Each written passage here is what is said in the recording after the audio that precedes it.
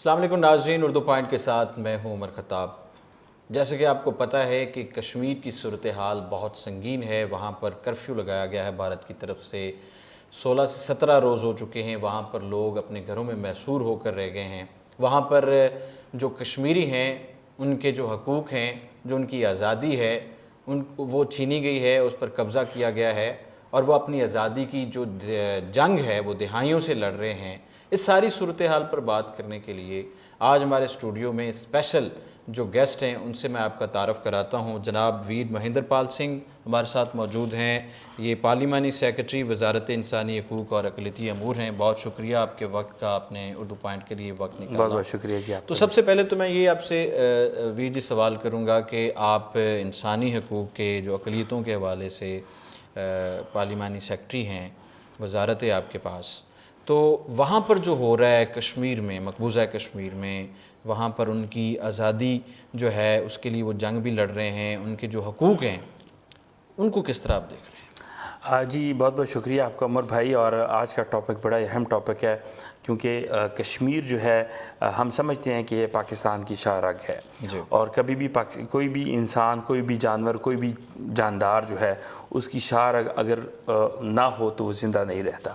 تو اس ظاہری بات ہے، اس سے ثابت ہوتا ہے کہ کشمیر جو ہے وہ 1947 سے لے کے آج تک اگر وہ متنازع رہا ہے تو وہ اس وجہ سے متنازع رہا ہے کہ ہندوستان نے اس کے اوپر زبردستی قبضہ کیا، اور اس لیے ہم اسے مقبوضہ کشمیر کہتے ہیں۔ کیونکہ ہندوستان نے اس وقت ایک چال چلی، اور اگر ہم تاریخ دیتے ہیں تو انہوں نے جس طرح سے وہاں کے جو مہاراجہ تھے اور اس کو کس طریقے سے انہوں نے اپنے قابو میں کیا، اور ان کو ہندوستان کے حق میں ان سے جو ہے وہ کروایا، جبکہ اس وقت بھی عوام جو ہے ہندوستان کے خلاف تھی اور پاکستان کا ساتھ تھی، اور اس وقت بلوچوں نے اور ہمارے پٹھان بھائیوں نے جس طریقے سے جو ہماری پاکستانی قوم نے جس طرح سے لڑ کے یہ آزاد کشمیر کا حصہ جو ہے ہندوستان سے چھین کے لیا تھا، یہ اس کے لیے جو قربانی دی تھی وہ آج بھی بہت سارے لوگ اس کو جانتے ہیں۔ میں سمجھتا ہوں کہ کشمیری جو ہیں اس کے اوپر پوری دنیا کو خیال رکھنا چاہیے، اور آج پوری دنیا کے سامنے ہندوستان ایکسپوز بھی ہو چکا ہے کہ انہوں نے جس طریقے سے کشمیریوں کی آزادی کی، پہلے سے بھی اس کے اوپر قابض تھے، اور اس کی جو مزید جو اس کے اوپر کوشش کی ہے چھیننے کی، نسل کشی کرنے کی کوشش کی، اور اس کے اوپر بڑے عام لوگ اور خاص طور پہ مسلمان تو اس کے اوپر احتجاج کر ہی رہے ہیں۔ جی بالکل، وہاں کے سکھ بھی اس بات پہ احتجاج کر رہے ہیں، اور ایک بات صاف پوری دنیا کو بتا رہے ہیں کہ ہندوستان کو کشمیری نہیں چاہیے، ہندوستان کو کشمیر کا وہ ٹکڑا چاہیے۔ اس ٹکڑے کی خاطر وہ کشمیریوں کی قربانی دینے کو تیار ہے، اسی لیے ان کو گھروں میں قربانی اس کو بلی چڑھانے کو تیار ہے، کھانے کو کچھ ہے نہیں، کھانے کو کچھ نہیں، موبائل سروس بند ہے، اور یہ کرفیو صرف آج نہیں ہے، انٹرنیٹ سروس نہیں ہے، 1947 سے لے کے آج تک ہر سال میں کم از کم 4 مہینے کشمیر میں کرفیو ہوتا ہے۔ وہاں پہ فوج ہر وقت وہاں پہ ہوتی ہے۔ مجھے بتائیں، لیکن ابھی تو فوج بھی بڑھا دی نا، نہیں ابھی تو بڑھائی ہے نا انہوں نے، ابھی 40,000 بتا رہے ہیں، لیکن میری خبر کے مطابق 1,90,000 فوج جو ہے وہ اضافہ انہوں نے کیا ہے، اور پہلے بھی فوجی تھے۔ مجھے بتائیں دنیا کا کون سا شہر ہے جس میں اس طرح سے کرفیو لگا کے شہر میں فوجی کھڑے کر کے شہریوں کو زبردستی جو ہے کسی اپنے ملک کے لیے وہ ان کو مجبور کیا جاتا ہے؟ دنیا کا کون سا ایسا شہر ہے؟ کوئی ایسا شہر نہیں ہے۔ یہ میں سمجھتا ہوں کہ انسانی حقوق کی جو ہے یہ خلاف ورزی ہو رہی ہے۔ انسانی حقوق کی پامالی کے لیے میں، کیونکہ حکومت پنجاب کا پارلیمانی سیکرٹری ہوں، انسانی حقوق کا میرا فرض بنتا ہے کہ میں اس کے لیے بہتر سے بہتر اور زیادہ سے زیادہ زور سے آواز اٹھاؤں، ہر فورم پہ میں بات کروں۔ آج کا آپ کا اردو پوائنٹ کا فورم جو کہ پاکستان کا پہلا ڈیجیٹل چینل ہے، سب سے پہلے جو انہوں نے ڈیجیٹلائز کیا تھا نیوز کو، میں سمجھتا ہوں کہ آج اس کے اوپر میں بڑے فخر سے آیا ہوں کہ آج مجھے پتہ ہے کہ یہ تقریباً 19 سال ہو گئے ہیں، 19 سال مکمل ہو گئے ہیں، اور 20واں سال یہ چل رہا ہے، تو مجھے 9 ملین سے زیادہ اس کے لائکس ہیں۔ دوسرا، یہ جو مقبوضہ کشمیر میں کھیل کھیلا جا رہا ہے، اس کے تناظر میں اگر ہم دیکھیں کہ ہم جس طرح ہماری موجودہ حکومت ہے عمران خان صاحب کی، تو اس میں جو خاص طور پر اقلیتی امور کے جو بھی معاملات ہیں یا سکھوں کے حقوق ہیں، ان کی عبادت گاہیں ہیں، ان کو محفوظ کرنے کے لیے جو اقدامات کیے جا رہے ہیں، یا جس طرح کرتارپور راہداری کا معاملہ ہے، کس طرح خوش دلی سے انہوں نے یہ سارا معاملہ کیا ہے، لیکن جو مقبوضہ کشمیر میں ہو رہا ہے سارا معاملہ، اس سے جو وہاں پر آپ کے سکھ جو آپ کی کمیونٹی آباد ہے ان کے لیے کچھ مشکلات پیدا نہیں ہوں گی؟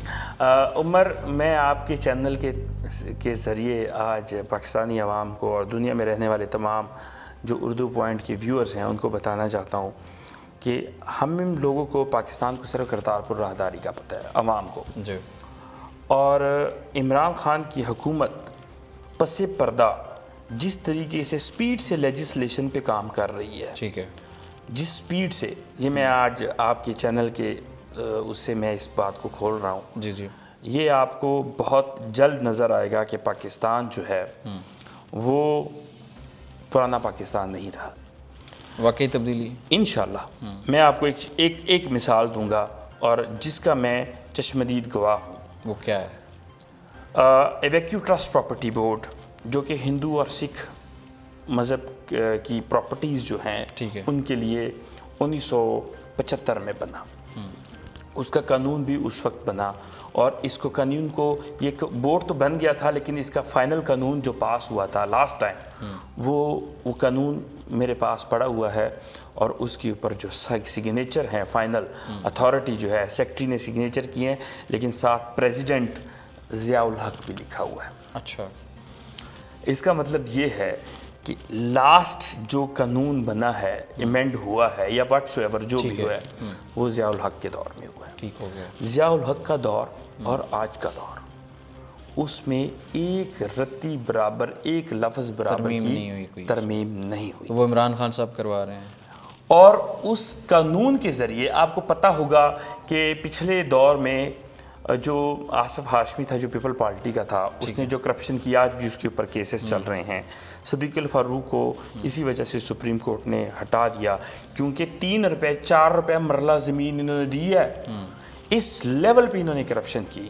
تو جب دیکھا گیا کہ اس قانون میں اس طرح کے شک ہیں جس سے چیئرمین کو اپنے اختیارات کو غلط استعمال کرنے کے لیے اور کرپشن کرنے کے لیے آسان مواقع ہیں۔ ٹھیک ہے، اچھا میں یہ پوچھوں گا کہ یہ جو آپ کہہ رہے ہیں کہ ترمیم ہونے جا رہی ہے، میں آپ کو اصل میں، کیونکہ یہ اقلیتوں سے ہے، اس میں مندر کی پراپرٹیز، فائدہ کیا، خاص طور پہ میں ہندوؤں کے لیے بتا رہا ہوں، فائدہ کیا ہندوستان کے لیے، اس ترمیم کو ترمیم بھی میں خود کر رہا ہوں، اچھا، اس کا ہیڈ بھی میں خود ہوں، اس لیے میں کہہ رہا ہوں کہ چشمدید گواہ ہوں۔ اس میں سب سے پہلے قانون کہ کوئی بھی مندر اور گردوارہ 1947 سے لے کے آج تک وہ جس بھی حالت میں ہے، اس کے اوپر کوئی قبضہ نہیں کر سکتا، کوئی قبضہ نہیں کر سکتا، کوئی اس کے اندر رہ نہیں سکتا، مطلب یہ ان کی پراپرٹیز، وہ جو اس کا سٹیٹس 1947 میں تھا، آج بھی اس کا وہ سٹیٹس ہوگا، وہ قائم ہوگا۔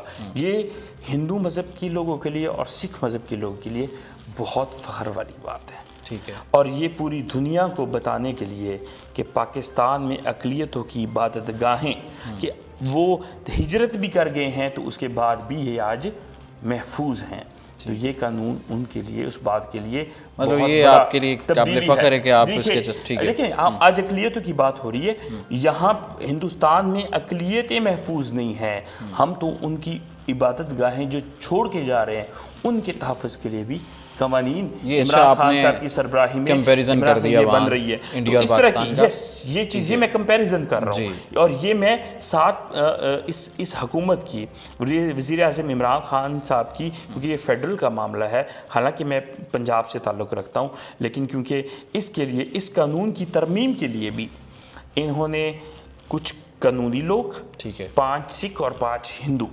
لوگوں کو اکٹھا کیا، جو نوٹیبل لوگ تھے، ان کو کیا کہ آپ اپنی مرضی سے قانون بنائے، تاکہ یہ آپ نہ کہہ سکے کہ، کیونکہ یہ پہلا قانون بنا تھا، یہ خود سے ہی بنایا گیا تھا، اس میں کسی سکھ کی رائے، کسی ہندو کی رائے نہیں لی گئی تھی، تو عمران خان صاحب اس کا کریڈٹ لے گئے کہ ہندو اور سکھ کی رائے سے، تاکہ آپ یہ نہ کہیں کہ ہمیں پتہ نہیں تھا، آپ نے ہمارا قانون بنا دیا، تو اس سے کیا، تو اس کو ہیڈ بھی میں خود کر رہا ہوں اور اس کو ہم ترمیم کر رہے ہیں، انشاءاللہ وہ اتنا اتنا زبردست قانون آ رہا ہے، وہ اس کی ریکمنڈیشن ہماری بن رہی ہیں کہ آپ یقین کریں گے کہ پوری دنیا میں انشاءاللہ پاکستان کا جو ہے جو سر ہے وہ فخر سے بلند ہوگا اس اقدام کی وجہ سے، اسی کی وجہ سے. اور اس طرح سے اور بھی قانون جو ہیں ہر محکمہ اپنے اپنے خان صاحب نے سب کو ٹارگٹ دیے ہیں، وہ انشاءاللہ بہت خالستان پہ تھوڑی سی بات کر لیتے ہیں. خالستان کی تحریک پوری دنیا میں متحرک ہے، اور یہ جیسے ہی مقبوضہ کشمیر میں یہ معاملہ آیا ہے، کرفیو نافذ کیا گیا ہے بھارت کی طرف سے، تو اس میں سکھوں نے یہ بھی اعلان کیا ہے کہ وہ کشمیر کی یکجہتی کے لیے بھی ساتھ جو ہے وہ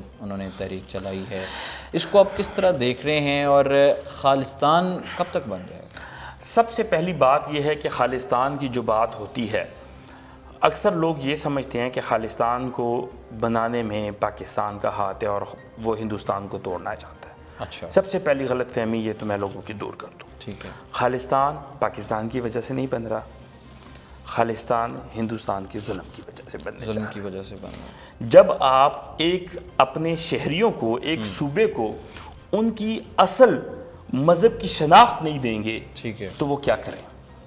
جب آپ ان کی نسل کشی کرنے کے لیے پورے پنجاب میں شراب خانے کھول دیں گے اور ٹی وی میں یہ دکھائیں گے، ڈراموں میں، فلموں میں یہ دکھائیں گے کہ سکھوں میں پتہ نہیں شراب کس طریقے سے جائز ہے، جبکہ ہمارے بہت زیادہ دکھایا جاتا ہے نا. آپ نارملی پوچھ لیں کسی سے، کبھی میں مجھ سے کوئی پوچھے آپ شراب سردار جی پیتے ہیں تو میں کہتا ہوں میں نہیں پیتے، فلمیں چلے بڑا بہان دینے. ہمارے مذہب میں حرام ہے، لیکن انہوں نے کیا ایک روپ دیا. اچھا، یہ نیگیٹو پروپیگنڈا کیا جاتا ہے. بالکل، یہ نسل کشی کرنے کے لیے، ہمارے مذہب کو بدنام کرنے کے لیے ہندوستان اس طرح کی چیزیں کرتا ہے. آپ فلموں میں دیکھیں، ہمارے مذہب میں بال کٹوانا جائز نہیں ہے. ہمارے اس کے جتنے ہیرو آ رہے ہوں گے ان کے بال کٹے ہوئے ہوں گے. وہ کیوں کر رہے ہیں؟ وہ فیشن کی طرف تو لے کے جا رہے ہیں. جب ظاہری بات ہے، جب ایک پوائنٹ سے آپ ایک مسلمان سے پہلے نماز چھڑوا دیں، اس کے بعد اس کو آپ روزے رکھوانا چھڑوا دیں، اس کے بعد اس کو آپ شراب پہ، وہ آہستہ آہستہ برائی کی طرف چلا جائے گا. یہ باقاعدہ ایک سازش کی تحت ہندوستان سکھوں کی نسل کشی کرنے کی کوشش کر رہا ہے. چلو، یہ تو ظلم و ستم کی وجہ سے تحریک جو ہے وہ چلتی آ رہی ہے، لیکن یہ کب تک آپ کو لگتا ہے کہ بالکل یہ دیکھیں آج کی جو میں سمجھ رہا ہوں کہ انہوں نے جو 370 اور 35A کا جو ہندوستان نے فیصلہ لیا ہے، اس فیصلے سے تقریباً وہاں پہ بھی ظلم و ستم ہے. جی اس طرح سکھوں اس کے سے ساتھ ظلم و ستم آپ دیکھیں آج سکھ جو ہے پورا پنجاب، آپ اگر میڈیا چینلز دیکھیں تو انڈیا کے چینلز بھی وہ دکھا رہے ہیں کہ ہندوستان کی عوام، پنجاب کی عوام ہندوستان کے حکومت کی اس فیصلے کے بالکل خلاف ہے. یہ تو ایک راہ نے اور RSS اور شیو سینا اور یہ BJP ان کے گٹھ جوڑ نے، جو ایک 2% لوگ ہیں جو گھٹیا سوچ رکھتے ہیں، جو سازش ہندوستان میں رہنے والے، ہندوستان جو ہے وہ ہندوؤں کی اس ہندو گورنمنٹ، جو ہماری BJP کی جو ان کی گورنمنٹ ہے، ان کی گورنمنٹ کی وہ اس کے فیصلے کے خلاف ہے. اور کیونکہ ان کو نظر آ رہا ہے لیکن اس فیصلے سے لیکن موسٹلی آوازیں دبا دی جاتی ہیں وہاں پہ. جی وہاں پہ آوازیں دبا جا رہی ہیں. میڈیا جو ہے وہاں پہ آزاد نہیں ہے. اور دیکھیں ان کے کتنے لوگ جو ہے وہ جو یہ کراس فائر سیز فائر چل رہا ہے اس میں کتنے، ان کا ایک جنرل بھی مر چکا ہے، لیکن وہ اس کو بھی چھپا رہے ہیں تاکہ ہماری بے عزتی نہ ہو. کیونکہ ان میں تو لڑنے کی ویسے ہی ہندوستان کی فوج، دیکھیں ہندوستان سے سکھ آپ نکال، ٹھیک ہے، ہندوستان کی 12 لاکھ فوج ہماری 1 لاکھ فوج سے نہیں لڑ سکتی.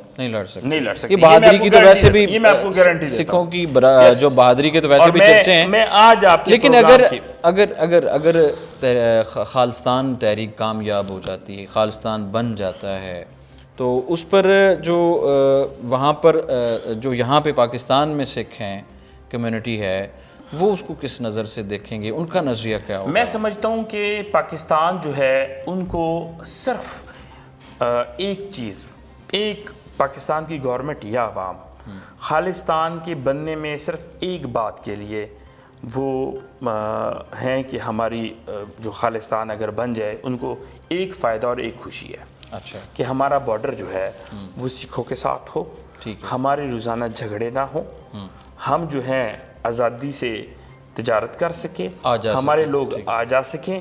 مسلمان جو ہے جو وہاں پہ پنجاب میں اور وہاں پہ جو مزار ہیں جو وہاں پہ زیارتیں ہیں وہاں جا سکیں. سکھوں کی یہاں پہ گردوارے ہیں، زیارتیں یہاں آ سکیں. اس کے علاوہ پاکستان کا میں آپ کو بڑا ایک سٹریٹ فارورڈ پاکستان کا اور پاکستان کی عوام کا جو میں نے آبزرو کیا ہے میں وہ بتا رہا ہوں. ہندوستان اس کے اوپر اپنا پروپیگنڈا کرتا ہے کہ جی یہ تو خالصتان وہ ہندوستان کو توڑنا چاہتے ہیں. پاکستان کا کوئی انٹرسٹ نہیں ہے. ٹھیک ہے. پاکستان کو اس حوالے میں ہندوستان میں کوئی انٹرسٹ نہیں. چلو یہ تو بات کلیئر ہوگی. لیکن جس طرح بھارت جو ہے اس وقت ایل او سی پر انگیج، پاکستان کو بھی اس نے کیا ہوا، اس کی بھی جاریت جاری ہے. وہاں پر آئے دن وہاں سے جو ہے وہ لاشیں اٹھانی پڑتی ہیں، اور کشمیر میں بھی کرفیو لگایا ہوا ہے، وہاں پہ بھی لاکھوں فوج مسلط کی ہوئی ہے. تو پوری توجہ اور اس کی جو انتظامی مشینری ہے اس کی توجہ جو ہے وہ مقبوضہ کشمیر ہے. تو جو آپ کے سکھ جو خالصتان کی تحریک کو لے کے چل رہے ہیں وہاں پر موجود ہیں بھارت میں، کیا ان کو اس موقع کا فائدہ اٹھانا چاہیے؟ میں وہ صرف فائدہ نہیں اٹھا رہے. 7 صوبوں میں اس وقت ہندوستان میں یہ تحریکیں اٹھ پڑی ہیں. کیونکہ جب کیونکہ کشمیر تو ہندوستان کا کبھی حصہ تھا ہی نہیں. اچھا ٹھیک ہے. اب جو ایک زبردستی حصہ جو بنایا تھا تو اس کو ایک آئین میں ایک اسپیشل کیٹیگری دی گئی تھی. اسپیشل وہاں کا سب کچھ نظام علیحدہ تھا.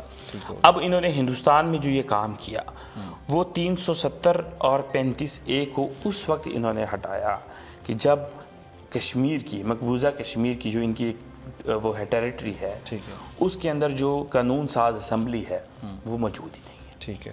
اس وقت انہوں نے کیا. تو اس وقت اس ڈر سے آج ناگالینڈ میں، آج آسام میں، بنگال میں، خالصتان پنجاب میں، پنجاب کے ساتھ MP، پنجاب کے ساتھ ہریانہ، یہ سب صوبوں میں اس وقت تفتیش جاری ہے. وہ ایک سوچ کی جی اگر انہوں نے کشمیریوں کے ساتھ ایسا کیا تو ہم یہ کیسے معاف کریں، ہمارے ساتھ کیا کریں. بالکل. اور اس وقت وہ یہ سمجھتے ہیں کہ کشمیر سے انہوں نے شروعات کر دی ہے، آگے یہ دوسرے صوبوں کے ساتھ بھی کر سکتے ہیں ایسا، اور یہ ہمارے اوپر مظالم ڈھا سکتے ہیں. اس لیے انہوں نے اپنے جھنڈے لہرانا شروع کر دیے ہیں. یہ چیزیں آپ کو سوشل میڈیا پہ بھی مل رہی ہیں، اور یہ چیزیں عام ہیں. یہ کوئی نہیں کہ یہ ڈکی چھپی نہیں ہے، سب کو پتہ ہے، سب کو نظر آ رہا ہے. اچھا آخر میں اردو پوائنٹس کے توسط سے آپ عوام کو کیا کہنا چاہیں گے کشمیر کے حوالے سے؟ میں 2 پیغام دینا چاہوں گا. سب سے پہلے تو میرا پیغام جو ہے وہ پاکستان کی عوام کے لیے ہے. میں پاکستان کی عوام کو، پاکستان کی حکومت کو، اپوزیشن کو یہ پیغام دوں گا کہ یہ وقت ہے کہ ہم اکٹھے کھڑے ہوں اپنی فوج کے ساتھ، اپنی حکومت کے ساتھ، اپنے اندرونی اختلافات بھلا کے ایک پیج پر. اس وقت پاکستان کی سلامتی کا یہ فیصلہ ہے، گھڑی ہے سلامتی، کیونکہ مقبوضہ کشمیر پاکستان کا حصہ ہے، اٹوٹ جو ہے وہ حصہ ہے. تو ہمیں اس کو اپنے ساتھ ملانے کے لیے اختلافات بھول کے پاک فوج کا ساتھ دینا چاہیے، حکومت کا ساتھ دینا چاہیے، اور جو فیصلہ وہ کریں ہمیں اس کے اوپر لبیک کر کے کھڑا ہونا چاہیے. ٹھیک ہے، بہت شکریہ. دوسرا پیغام میں ہندوستان کی سکھوں کو اور کشمیریوں کو دینا چاہتا ہوں. کشمیریوں کو پیغام یہ ہے کہ وہ ہندوستان کے اس سے بالکل نہ ڈریں، ڈٹے رہیں. انشاءاللہ ہم ان کے لیے پوری کوشش کر رہے ہیں، اور انشاءاللہ ہم ان کے ساتھ ہیں. اور انشاءاللہ آزادی جو ہے وہ محنتوں سے آتی ہے، قربانیوں سے آتی ہے، اور انشاءاللہ ان کو آزادی ضرور ملے گی. میں پاکستان جو ہندوستان کی سکھ قوم ہے اور سکھ فوج کو میں کہنا چاہتا ہوں کہ وہ کشمیریوں کے اوپر ظلم نہ کریں. گرو نانک دیو جی کا فرمان ہے کہ ظلم جو ہے وہ سب سے بڑا گناہ ہے. تو ظلم نہ کریں. انسانیت کے لیے ہم ان سے پیچھے ہٹیں. ہندوستان جو ہے وہ ہمیں اور مسلمانوں کو آپس میں لڑانا چاہتا ہے، جو کہ شروع سے ہندوستان اور سکھ مسلم دوستی جو ہے وہ ایک مشہور ہے، اور اس کو وہ خراب نہ کریں. اور جو ہندوستان کی عوام ہے میں ان سے ریکویسٹ کروں گا کہ وہ کشمیریوں کے لیے آواز اٹھائیں، کشمیریوں کے تحفظ کے لیے، ان کے کھانے پینے کے لیے لنگر جو ہے وہ اس کا بندوبست کریں، تاکہ یہ سلسلہ جو ہے، یہ جنگ جو ہے، یہ کشمیر کی آزادی تک جو ہے جاری رہ سکے. اور اس طریقے سے یہ کشمیر بھی آزاد ہو سکتا ہے، اسی طریقے سے خالصتان بھی آزاد ہو سکتا ہے. اور میں خالصتان کو ہندوستان کو توڑنے کے لیے نہیں کہہ رہا، لیکن یہ ضروری ہے کہ سکھوں کی ان کی جو مذہبی شناخت ہے اور ان کے مذہبی حقوق ہیں وہ اگر نہیں ملتے تو ظاہری بات ہے ہمارے پاس ایک ہی حل ہے کہ خالصتان بنائیں اور اپنے قانون، اپنے جو کانسٹیٹیوشن ہے وہ سکھ مذہب کے مطابق بنا ہے۔ بہت شکریہ مہندر پال سنگھ، پارلیمانی سیکرٹری وزارت انسانی حقوق اور اقلیتی امور، آپ اسٹوڈیو میں تشریف لائے۔ اور ناظرین، آپ نے دیکھا کہ مختلف ایشوز پر ہم بات کی، کشمیر کے حوالے سے اور خالصتان تحریک کے حوالے سے بات کی، جو سکھ کمیونٹی وہاں پر بھارت میں موجود ہے ان کے ساتھ کیا کیا جا رہا ہے، کیا ظلم و ستم کیے جا رہے ہیں، اور اس سے بھی پردہ اٹھایا ہے مہندر ویر جی نے، اور یہ بھی بتایا کہ جو خالصتان تحریک ہے اس کی اصل میں وجہ جو ہے وہ بھی ظلم و ستم ہے، جس طرح کشمیریوں کے ساتھ جو ہے وہ بھارت کر رہا ہے، ان پر ظلم و ستم کیا جا رہا ہے۔ تو اس کے ساتھ اپنے میزبان عمر خطاب کو دیجیے اجازت، اور آپ دیکھتے رہیے اردو پوائنٹ۔